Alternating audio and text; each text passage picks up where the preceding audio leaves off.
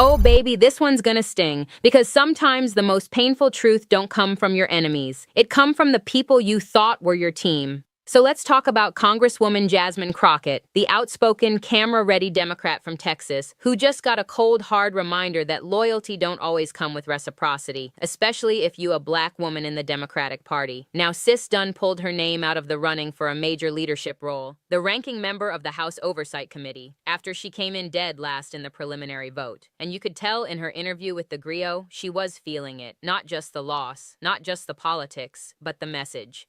Crockett said folks behind closed doors called her not a team player. Let's pause there. This woman raised over $4 million for the Democratic Congressional Campaign Committee, did over 100 surrogate events all across the country, showed up on national media day and night defending the party, defending the president, defending the agenda, and somehow she's the one not loyal enough? Nah. What we're looking at is the classic FBA black woman burnout machine. You do the heavy lifting, you show up everywhere, you fight the battles they scared to fight, and when it's time for a seat at the table, suddenly you're too visible, too ambitious, not in alignment. Translation, you were useful, not valued.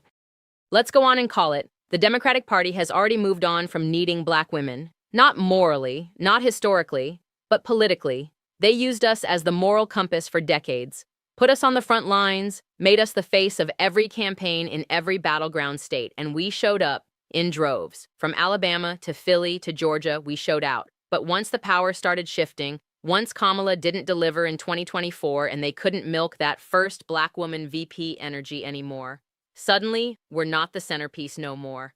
Now it's coalitions, intersectionality, broad tent politics. We being blended back into the background while other groups get prioritized. Crockett didn't just lose a committee vote, she caught a signal. Loud and clear, they got what they needed from her visibility, and now it's time to move the spotlight.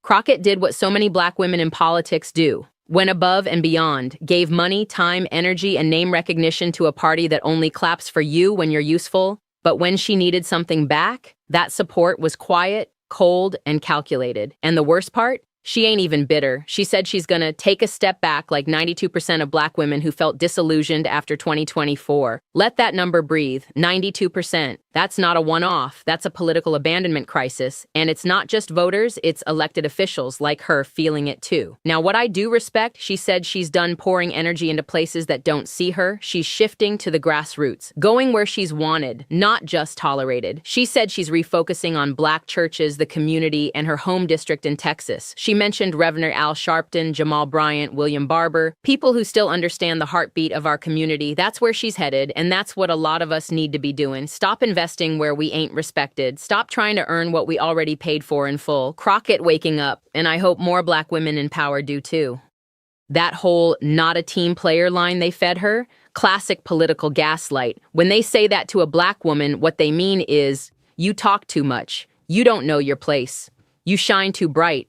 They ain't ever said that to the folks who coast by, don't campaign hard, or bring in $0. But the minute a black woman brings power and personality, she's divisive. This ain't new. Ask Shirley Chisholm, ask Barbara Lee, ask Nina Turner. They'll tell you, the punishment for black women who stand firm is always louder than the rewards. Let's be real. Black women, and especially FBA women, have been the engine of this party, but not the steering wheel, not the brakes, and definitely not the destination. We keep the car moving, but we don't get to decide where it goes, and now that we're asking questions, demanding equity, and calling out the bait and switch, now we're not team players. They don't need us, because they think they've replaced us with broader appeal messaging, new coalitions, and talking points that water us down. But baby, ain't no movement without FBA women. There never was, there never will be.